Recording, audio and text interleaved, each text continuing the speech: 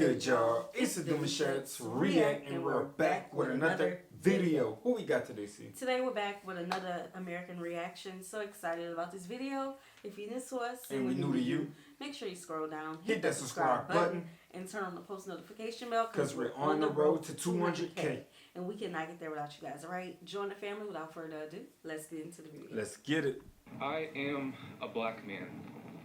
Well, technically, I'm only half black, but to the untrained eye, I am a black man, and I am treated accordingly.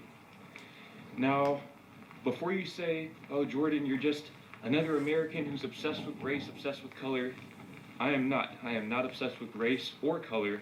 However, there are very many people out there who are obsessed with race and color, and those people make it their mission to make people of color's lives very, very miserable. Wow. And generally, these people tend to coalesce in the same areas as one another. And in this video, I want to explore whether or not the Netherlands is one of those areas these people tend to coalesce in. And I'm not going to do this through the use of statistics. I'm going to do this through the use of my own personal anecdote as an African American or African American man who's been living in the Netherlands for just under a year. And I'm going to do it in the rain. Okay, that's how much I want to bring you this content, is that I am out here in the rain and cold talking about my life as a black man in the Netherlands. Now, the first thing that I've noticed about being a black man in the Netherlands is that there are certain things that were accessible, or not even just accessible, but the norm back home, that aren't nearly as normal or accessible here in the Netherlands. Now, the biggest example that I have of this is anything pertaining to hair, barbershops, braiding salons, etc. I've noticed that these sort of institutions are not as prevalent, not as accessible here in the Netherlands. Now, by the way, disclaimer, I don't know if you can tell, but I don't live in Amsterdam, I don't live in Rotterdam, I don't live in a big city whatsoever. I don't even live near a big city. I live in the suburbs. I'm talking about if I just walked maybe 5 minutes in the other direction from where I'm walking now, I would literally be at a farm, and that is no exaggeration. Cows, horses, all of that. The bike in the background.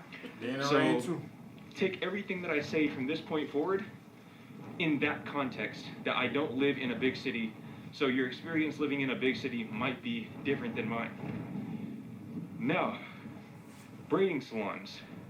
Okay, so we have heard this before. I know we have done a lot of these videos, being black all over the world, type of videos, right? Right. And I remember a lady said that she didn't have access to products that she's used to. I think when you are wanting to move or travel to a place like this where they may not have our salons that deal with our hair texture or products in the stores that's easily accessible, you have to prepare for that ahead of time. Yeah. You know, so I wonder how he traveled. I wonder if he have learned how to do his own hair, or if he traveled to the big cities that may have those salons and, well, not salon, but barbershop and things. Yeah, 100%. I agree. Yeah, and it don't mean that they're any type of way. I feel like they just cater to the masses of who's there already, and they know their customer. That's what it is. Right, especially in a small town. Yeah, that too.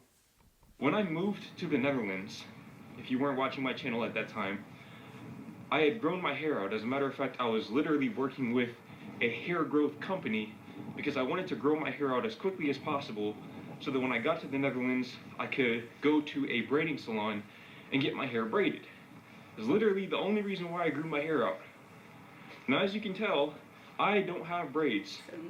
I don't have braids, and my hair is not that long anymore. And the reason why is because what I quickly realized upon landing here is that it is very difficult, at least in the area that I live in, to find a place to get this sort of service done. Now, of course, a lot of that has to do with supply and demand. I mean, as I go throughout this video, you're probably not going to see too many people out and about because, again, it's raining and it's cold.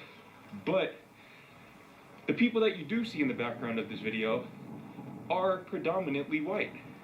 And so in a city like this, it wouldn't make much logical business sense to have a braiding salon. You're just not going to have the demand that you need to justify the supply of that service.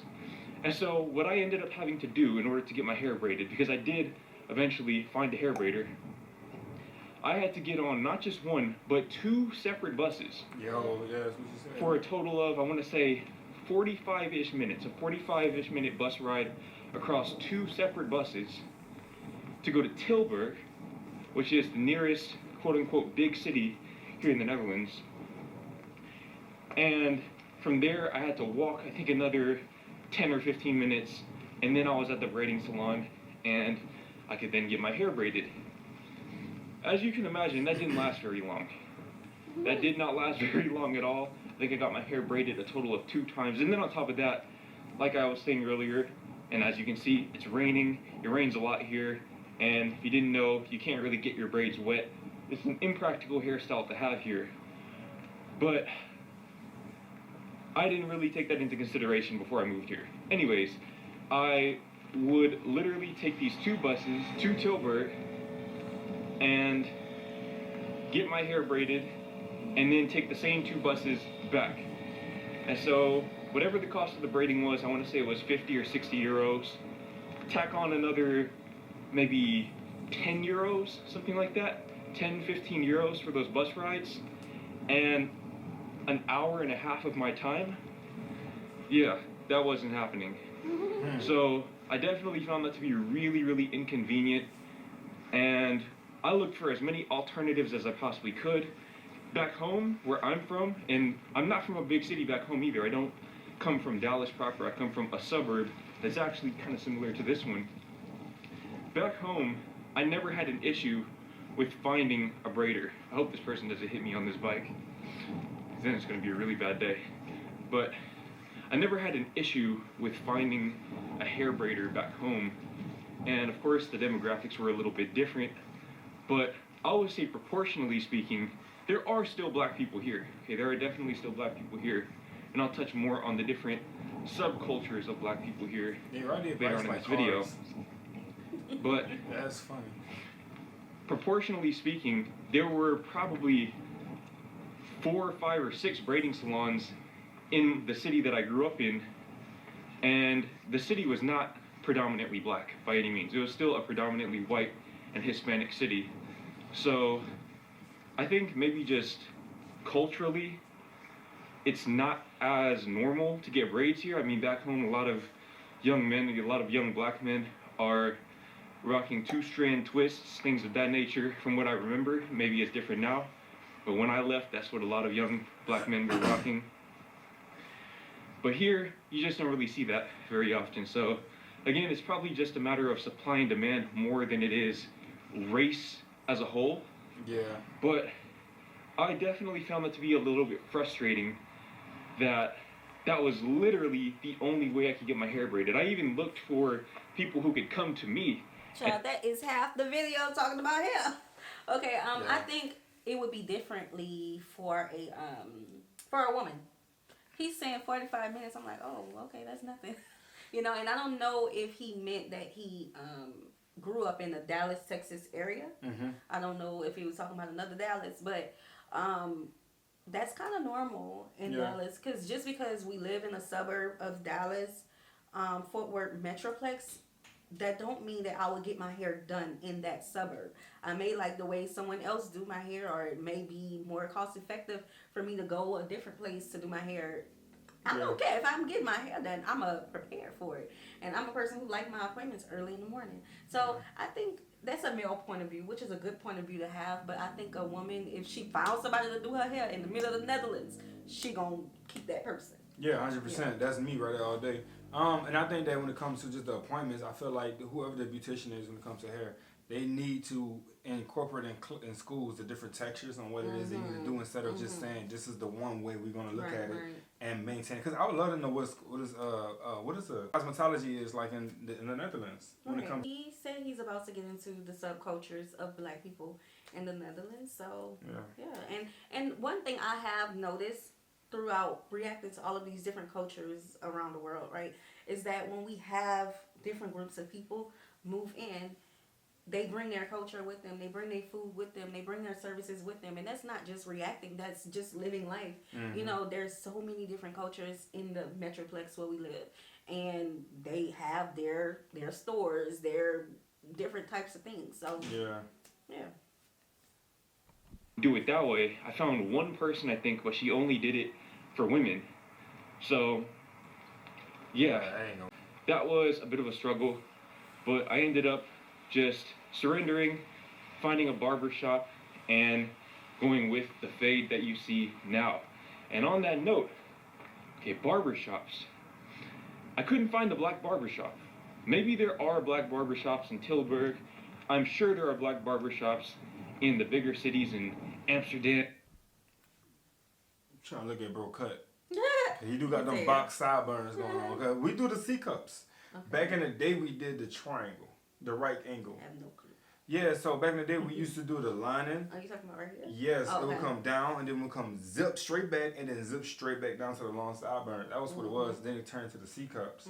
And he don't have the C cups, he has the box.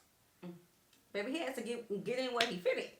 But I'm saying, that's why he said it was hard to find a barber, so okay. And in Rotterdam, maybe Utrecht, places like that. But here, there are no black barber shops. It's just not a thing. You don't really see it. However, I will say, the barbershop that I did find, these folks can cut hair. Alright? My fade isn't fresh anymore. I got my hair cut maybe a week and a half ago or so. But these folks know how to cut hair. They can cut hair as well as any black barber that I ever went to. And that's no shade to those black barbers that I went to. These folks can just cut hair very, very well. See, now that's the difference between the women and men when it comes to being inside a salon. It's like the barbershops, guys have to learn to fade regardless of what texture hair it is. You're getting that type of texture to do because your clients is going to come in abundance. But when it comes to women, when it comes to that, it's like from dyeing the hair. If I'm not mistaken, white women would put the aluminum foil. That's what I remember. Yeah. Compared to black women, they would just rub it in. It depends on the stylist. I remember when I got like honey blonde. Oh, it depends on like how light you're going with your hair. Oh yeah, I'll let you speak on it. It's a whole science with dyeing your hair. So when I did my blonde highlights, it was with the foil. Oh wait, the brown that I just got too, it was with the foil. Okay, that's why I say it's with the stylist, because now I go to a celebrity stylist and that's how she does hair, and she do all different cultures, different races, hair type. But like what you're saying, black women, we're used to dyeing our hair. Well, see, I can't even say that, but I know what you're saying. We don't always use the foil. Well, but that's the thing though. With clippers, a fade is a fade. I mean, with a long straighter hair, you have to brush through it and comb through it and then catch it. But a fade is a fade. So yeah. So they need to know all hair types. Yeah, they have to. Yeah, they still have to. And he looked like he had like a fine type of hair type, like a 3. I will say that the atmosphere in these non-black barbershops is very different from the black barbershops that I went to back home. That's not to say that it's worse or better, it's just different. They don't have the TV where they're running reruns of old basketball games or Sports Center with the volume off. And they're just listening to music and talking about things that, well, black people tend to talk about. The atmosphere is just completely different. And I mean, personally, I'm an introvert, so I don't really interact with people in the barbershop that much anyways, but definitely a different vibe. And this is my first time as an adult, at least, being in a barbershop that is not predominantly black. So it's definitely been a pretty jarring experience, but I'm saying all of this to say that there aren't any braiding salons in this city, and there aren't any black barbershops. So hopefully that gives you a good idea of the kind of city that I'm living in. That these basic facilities are inaccessible to me. Now, as far as black people overall, what are the demographics like as far as black people go here in the Netherlands? Because there are black people. Like I said, you're probably not going to see too many of them in this video. You might not see any of them in this video other than me, but they are here. They are here, they are out and about, and they are different. They are different from me. What do I mean by that? So far being black in the Netherlands for him is his area, his location he picked is the reason why he's able to say that he's not familiar with the different barbershops and getting his hair cut in a certain way, even though they do well in his head. You're in the area where they're going to cater to their customers, and they're not getting black customers. Right. So, I mean, that's probably been for years. Right. You know what I'm saying? So, it's really going to be an experience for you, regardless if you want to say it's a bad one or a good one. It's just the fact that it's what it is. That's their stamped location. Right. And I have come across, you know, different races who moved to our neighborhoods, and they like, I just had to go with y'all. And they come out happy. Yeah, just like he's coming out happy too. Yeah, I think he's having a good experience. I just think that you just got to know the area that you're moving to. Yeah. It sounds like he's finna leave though. Yeah. I mean, sounds like he's finna go with a black folk and get his stuff did. Well, no, he cut his hair. I mean, he still needs that fade though. I mean, because okay, let me stop. Well, from a race standpoint, doesn't matter where you come from. You can come from Jamaica, you can come from Senegal, or you can come from Texas, and you're black. Okay, if you're black, you're black. But ethnically, you're not the same. Okay, you are completely different. It's just like a white person from the Netherlands compared to a white person from Texas. Two completely different things. Take it from me. Okay, I lived in both places. Take it from me. Here in the Netherlands, at least where I live, you're not going to find a whole lot of African American expats. They do exist. I know they exist because I've seen other people's channels who document their experiences as African American men living in the Netherlands. But as far as where I live, in this smaller city, this smaller area, you're not going to see a whole lot of African American people. As a matter of fact, I'm pretty sure, I could be wrong about this, but I wouldn't be surprised at least if I was the only African American person in this whole entire vicinity. And if I'm not the only African American, I'm sure I'm the only half African American, half Filipino person from America in this vicinity. The black people here, by and large, are from a few different places. And those places, to my knowledge, are Suriname. And when I say they're from these places, that could also mean that they are from these places in terms of heritage. So their parents, etc. But maybe they're Dutch. They grew up here in the Netherlands. But by and large, their heritage comes from Suriname.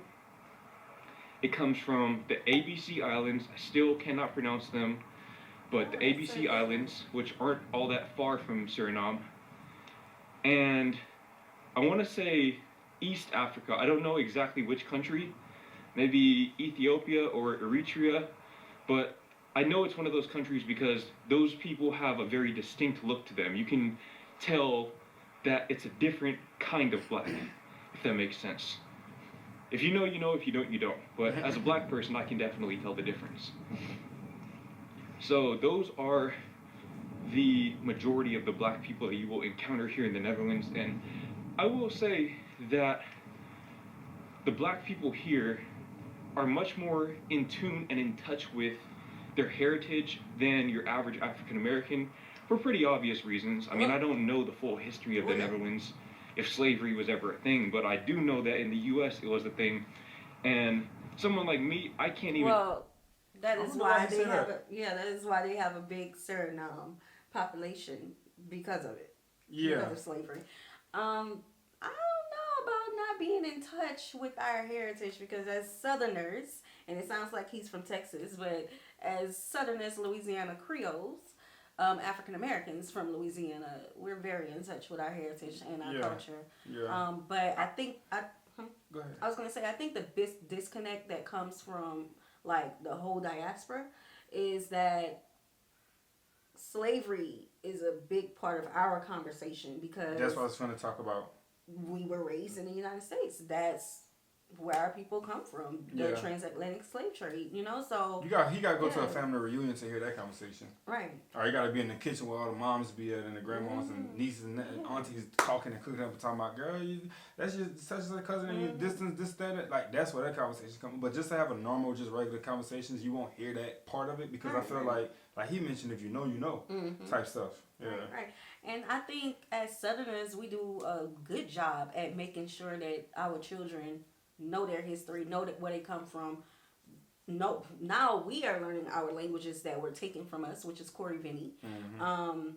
What else? Our different customs, different wedding things. I know that we are very, very Americanized, but there are a lot of us, many of us, who are very in tune with our culture. Yeah, I believe so too, 100%. Trace my heritage back. I don't even know what part of Africa my lineage comes from.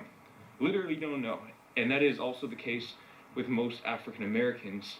Whereas most white people from the US, they can just go on one of those ancestry websites and see that, my ancestors come from the Netherlands. My ancestors come from the UK. My ancestors come from the Czech Republic. And another thing, while everybody was telling us, go spit in the tube to find out which place in Africa you come from, our concern was our people.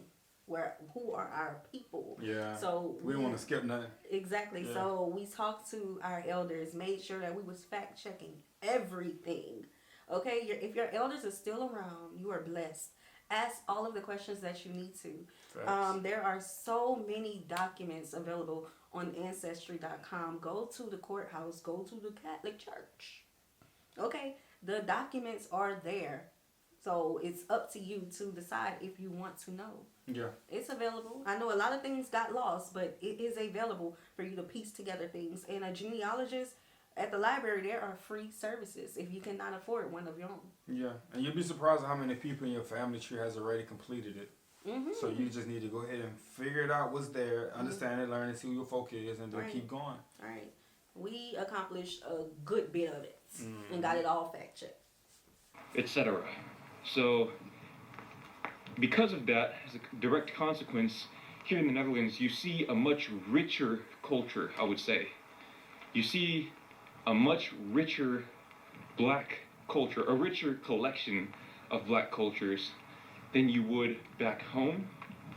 And that's pretty nice. I will say it's pretty nice to see all of these different cultures in maybe not their purest forms, but in much purer forms than what you would encounter back home in the US. Now, beating around the bush here, the $1 million question. Is the Netherlands a racist place to be? Are the people here racist? From my experience and my observations of other people's experiences, my answer is a resounding no. My answer is an absolutely complete, unequivocal no. It is not a racist place to be. And look, if you're a person of color and you've experienced racism in the Netherlands, then hey, I feel for you. I'm not here to invalidate your experiences. What I am here to say is that you're the exception, not the rule. This is not a racist place. The Netherlands is literally one of the most progressive countries on the planet. Literally. Pretty sure that it was one of the first countries to make weed legal and also to legalize gay marriage, things of that nature. Things that the US is still coming around to right now, to this day.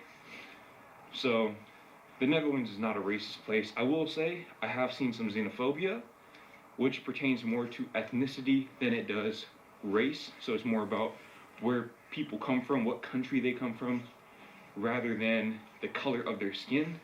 Not that that's any better, but it's a different discussion for a different day. And also, I've gotten a few comments of people saying that I should go back to America, go back to Africa, whatever. But, I mean, those people don't represent the Netherlands. Those people have the IQ of a squirrel. I mean, you can't listen to people like that because those people, if they saw me filming this video right now, would never come up to me and actually say that. So, people like that, you can't take that as an indication of what this whole country is like. This country is a very warm and welcoming place to anybody who is willing to integrate themselves into the structure of Dutch society. Black, white, purple, it literally doesn't matter. Oh yeah, we're gonna stop it up, man. Make sure you guys go check his channel out. Yeah, I couldn't get it to stop. Make sure you guys go check his channel out, man. He said quite a few things in this video, except for the extended version of the hair product. He did. Okay, so firstly, I would like to speak on the Netherlands. Like, the Netherlands is our top two. Top two. I'm not going to let y'all know if it's number one or number two of the places, the first place that we're going to visit in Europe. Okay, so y'all just stay tuned for that. All right. Secondly, I do have a problem with people comparing our culture, African American, Black American culture, to other cultures in the diaspora. And I have this problem because, firstly, we are American. We are American. Our ancestors fought for this right. Okay? We are American. So maybe because we're so used to being in the United States, we're like, what is our culture? And I think that comes down from us being Americanized. Like earlier, what we were talking about us as a family with our children, we're learning a language that was taken from us, is because our grandparents, not great-grandparents, grandparents were taught in English, and they could not speak the languages of our region. We have different regional languages throughout the United States that African Americans have created. We have customs that African Americans have created. Spirituality that is sacred, that now you may not be able to determine if this comes from religion or our spiritual practices. Our food. That is our culture. Yep. We have all of these things that's so normal to us because we have always done it. And especially the younger generations now, like Gen Z and, you know, the babies, it's so ingrained in us to where we don't realize that is a subset of being American. Yeah. Right? Well, we have a beautiful culture, and I wish more of us would understand that. And I know we talk a lot from being Southerners' point of view, but the North have culture. Our people in the Midwest, East Coast, West Coast. Okay, we all have cultures. We're not a monolith, but at the end of the day, we are under an umbrella that we are Americans, and nothing's wrong with it. I know in the politics, there's a lot wrong in the politics, but nothing's wrong with us being American. We are who we are. Yeah, I mean, at the same time, though, it's like, we have it set up to where even though we're American, we still have our culture that is so in its own world. Yes. That a lot of people see it and they say, I want that. I want to be like that. So we do give like offspring vibes to other groups of cultures and people that when they see it, they want to have the hair type. They want to dress like we dress. They want to try the soul food, right? We are literally like an umbrella that drizzle over the whole whole world. I was gonna say the U.S., but yes, definitely the whole world. But we do have a culture that drizzles over the whole U.S. that it sucks to hear that you're not as far progressive as you see other cultures across the world, because maybe they may have an attire that they can wear collectively. Maybe they may have a language that they know because of their motherland or their tongue that was taught to them at a very young age because of their village, right?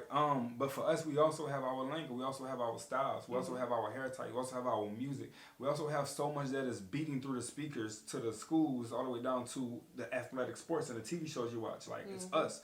And without that, you kind of take away a big piece of that canvas when it comes to who we are and how we create our image in America. Yeah, our culture.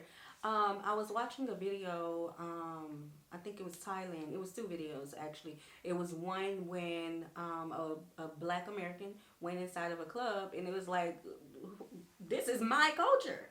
Yeah. Because they was dressed like us. They was dancing like us. Yeah. They was rapping a song like us. That's our culture. Another one was, I don't know if it was Thailand, but it was an Asian country, and they was wearing locks. I seen the one where they was wearing locks. They was wearing locks, you know, doing the little. They develop a system to learn how. Yeah, they got to get some stuff in there first. Exactly. To make their hair. Yeah. But it was some dancers. It was Asian dancers who were dancing like our majorettes.